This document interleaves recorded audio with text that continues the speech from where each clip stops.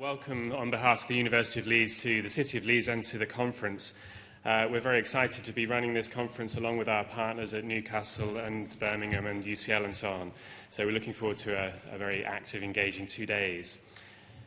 The conference is obviously very important and timely, as clearly we need to understand and develop exciting ways to develop infrastructure, the infrastructure which is critical to our economy, to our society and to our environment. And one of the main reasons for this, which is especially prominent in the UK at the moment, relates to the changing role of government and the changing role of the state. In political science, which is the area I work in to some extent, it's often discussed that the government is changing away from being a provider, for example, of infrastructure, but also of many other services, to being an enabler or a facilitator, and away from being a kind of monolith towards being a networked partner. And all of that maybe sounds completely common sense, but it has profound implications for the way we think about government and its interactions with the public sector, the private sector and the third sector.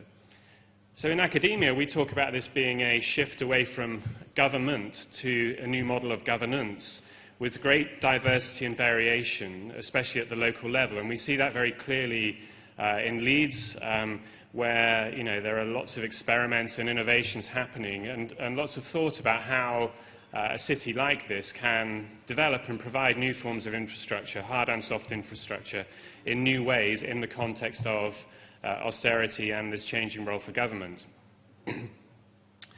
One of the surprising things, though, perhaps, and this is arguable, is that there's a common lack of evidence on the outcomes of these new governance arrangements. So it's really not clear often whether these new forms of public-private third sector interaction are good at providing infrastructure and a wider range of public services. So the efficacy, but also the efficiency and the equitability of this new way of delivering public services is often yet to be clearly established. So this leads to challenge frequently, and one view of what an enabling state might entail is that it should be providing the infrastructure, the hard and soft infrastructure, to facilitate social advancement and economic development and environmental protection. In a way, that's what the state is for, to provide that underpinning infrastructure and to create the conditions for development. Indeed, that is the classical view, Weberian view of the state, is that it's very good at creating and capturing social value effectively and efficiently. So, in a way, reinventing it or dismantling it even more is quite a kind of risky social experiment. And I think it's important to say, maybe not particularly for infrastructure, but more broadly, that this move away from a traditional view of government without a clearly articulated and well-evaluated alternative, it is a massive social and economic experiment. So what does a small state and neoliberal politics mean for infrastructure provision? I know that's been a major focus of iBuild and the other projects which are represented prominently at this conference. I suppose one of the key questions in layman's terms is under what conditions and to what extent can necessity be the mother of invention? Can this retreat of the state and austerity and neoliberal politics lead to new innovations in the way that we provide infrastructure, in the way that we understand interactions between the public, private and third sectors? So one plus in this kind of context is that there's now a basis for multiple natural experiments, that local authorities are innovating in different ways, and we see a massive kind of proliferation of different ways of thinking about infrastructure and economic development more broadly. And this clearly creates the capacity to learn, but that capacity depends very clearly on our capacity to evaluate and understand how those experiments are happening, what conditions enable them to work, and fundamentally, obviously, whether they work and for who. So in my area, which is sustainable cities, there are lots and lots of ex-ante assessments, kind of crystal ball gazing forecasts and scenario planning around how cities can transition towards lower carbon or more climate resilient development paths, for example. But it's clear also that there are very few ex post evaluations. So although there are some success stories, we've fairly systematically fail to evaluate them to understand why they are successful. And even more so, we fail to look at the failures, the bold attempts to do something innovative and to evaluate and understand why they haven't worked. And this kind of collective failure to evaluate and learn, I think, is a major issue for us collectively. So there's a need for neutral, rigorous, robust research on different infrastructure futures.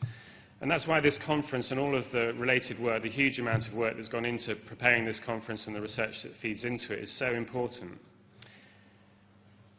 So perhaps like the changing view of government, this conference reflects a changing view of academia. In that, academics are rarely, in my experience, ivory tower academics completely disengaged from the real world, which is a kind of lazy caricature sometimes that we're labelled with. But more and more frequently are working very closely in kind of co-production of research with non-academic partners.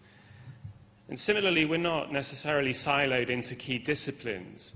I think we're way behind where we need to be in this area. Being Dean of Interdisciplinary Research at Leeds, I'm very aware of all the progress that we've made, but also the need for more progress. We need to bring economists together with engineers, together with environmental scientists, together with arts and humanities people, and they need to be more problem-oriented and impact-focused.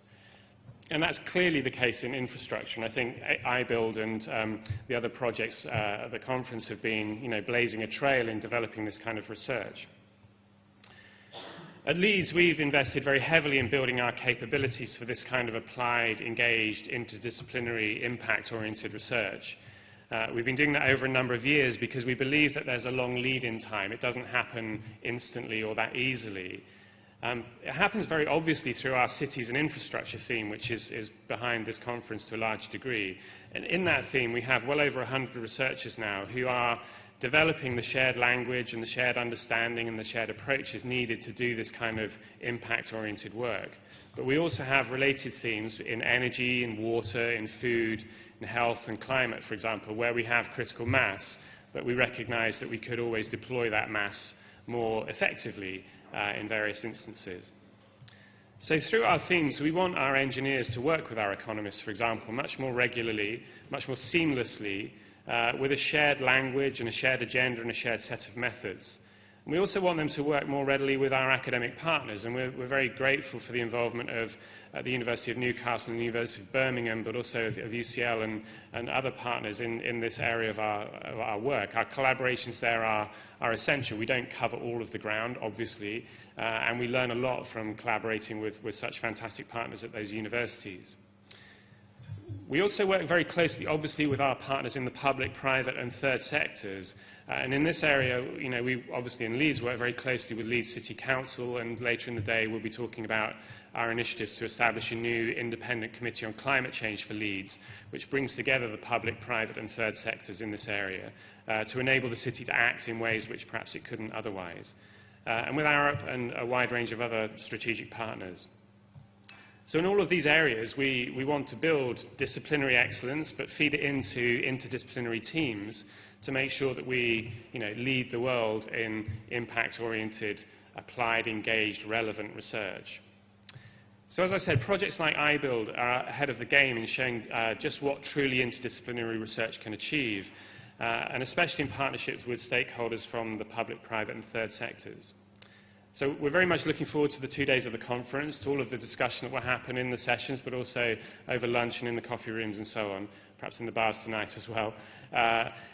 There is a structure for the conference. Very loosely, it's a division between today with a focus on cities and regions, and tomorrow with more of a focus on national and international dimensions. But it's clearly important to recognise that those two aspects are interlinked and that there's no clear boundary between those areas. We will present more on the structure of the day and the key themes for the day shortly, but for now it's my pleasure to introduce our keynote speaker for the day, Bevis Ingram from the Local Government Association, who's going to talk on the challenge for local authorities of financing and funding for local infrastructure provision. We're delighted to have you here, Bevis, and looking forward to your speech very much.